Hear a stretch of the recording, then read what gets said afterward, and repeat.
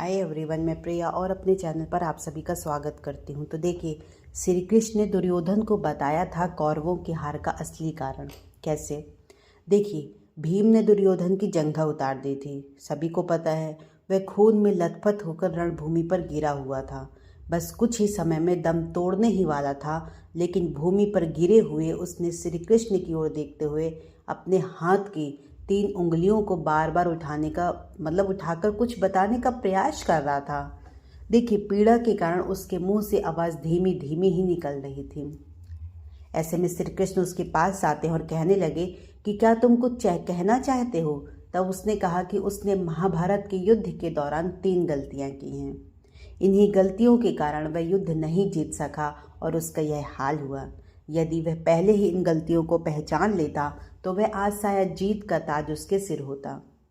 देखिए, दुर्योधन ने श्री कृष्ण भगवान को बहुत ही सहजता से बताया 3 गलतियां। कैसे? उसने बताया कि पहली गलती यह थी कि उसने स्वयं नारायण के स्थान पर उसकी नारायणी सेना को चुना। यदि नारायण युद्ध में कौरवों के पक्ष में होते तो आज परिणाम कुछ और ही होता। दूसरी गलती उसने यह बताई कि अपनी माता के लाख कहने पर भी उनके सामने पेड़ के पत्तों से बना लंगोट पहन कर गया। यदि वह नग्न अवस्था में जाता तो आज कोई भी योद्धा उसको परास्त नहीं कर सकता था। अंतिम गलती उसने यह की कि युद्ध में आखिर में जाने की भूल। यदि वह पहले ही जाता तो कई बातों को समझ सकता था और शायद उसके भाई और मित्रों की जान बच जाती। श्री कृष्ण ने विनम्रता से दुर्योधन की सारी बात सुनी और फिर उन्होंने उससे कहा कि तुम्हारी हार का मुख्य कारण तुम्हारा अधर्मी व्यवहार है। अपने ही कुलवधू का वस्त्र हरण करवाना। तुमने स्वयं अपने कर्मों से अपना भाग्य लिखा है। श्री कृष्ण के कहने का तात्पर्य यह था कि तुम अपनी इन 3 गलतियों के कारण नहीं हारे, बल्कि तुम अधर्मी हो इसलिए हारे। यह सुनकर दुर्योधन को अपनी असली गलती का एहसास हो गया था। भगवान श्री कृष्ण कभी भी कौरवों के साथ होते ही नहीं, वह उन्हीं की लीला थी। दुर्योधन ने उनकी जगह उनकी सेना को मांग लिया। दूसरी बात यह थी कि दुर्योधन का शरीर, वह गुप्त अंग भी यदि वज्र के समान हो जाता तो उसे मारने की युक्ति ढूंढ ही ली जाती, क्योंकि सबसे कठिन तो जयद्रथ को मारना था, फिर भी उसे मार दिया। तीसरा यह कि यदि दुर्योधन युद्ध में पहले होता या आखिरी में, इससे कोई फर्क नहीं पड़ता है, अंत में हार तो कौरवों की ही होनी थी। अब देखिए, अधर्मी थे कौरव। कर्ण सहित सभी कौरव पक्ष के लोग अधर्मी ही थे। कर्ण ने भरी सभा में द्रौपदी का अपमान किया और उसने भी कोई कम पाप नहीं किए थे। अब सवाल यह उठता है कि कौरव पक्ष में गुरु द्रोणाचार्य और भीष्म जैसे ज्ञानी ध्यानी कई महारथी लोग थे, फिर भी उनके पक्ष को अधर्मी कहा गया। ऐसा क्यों? देखिए, दरअसल कहते हैं जो सत्य का साथ देता है उसे धर्मी कहा जाता है और जो असत्य का साथ देता है उसे अधर्मी कहा जाता है।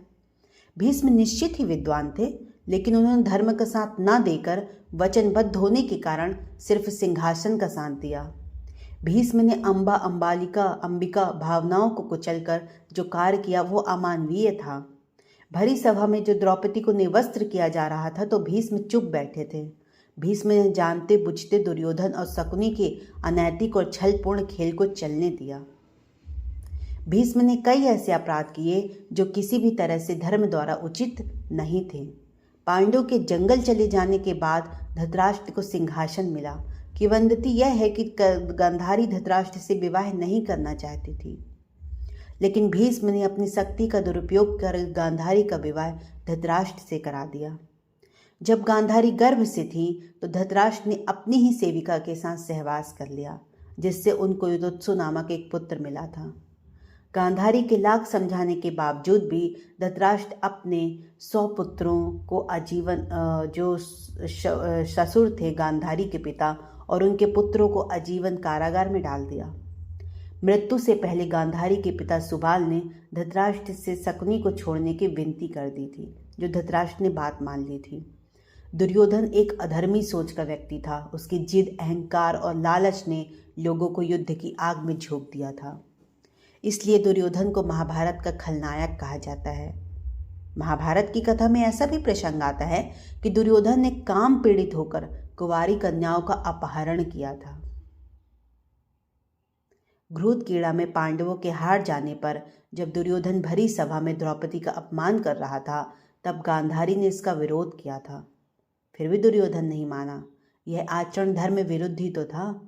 जब दुर्योधन को लगा कि अब युद्ध होने वाला है, तो महाभारत युद्ध के अंतिम समय में वह अपनी माता के समक्ष नग्न खड़ा होने के लिए तैयार हो गया। महाभारत में दुर्योधन के अनाचार और अत्याचार के किस्से भरे पड़े हैं। पांडवों को बिना किसी अपराध के उसने ही तो जलाकर मारने की योजना की मंजूरी दी थी। तो देखिए, श्री कृष्ण ने दुर्योधन को बताया था कि कौरवों की हार का असली कारण क्या था। चलिए, तो मैंने आपको बहुत ही विस्तार से बहुत ही अच्छा रहस्य आपके साथ साझा किया दोस्तों। आई होप आपको बहुत पसंद आया होगा। तो ज़्यादा से ज़्यादा हमारे इस वीडियो को शेयर करें और हमारे चैनल को सब्सक्राइब भी करें। Thank you so much. जय श्री कृष्णा।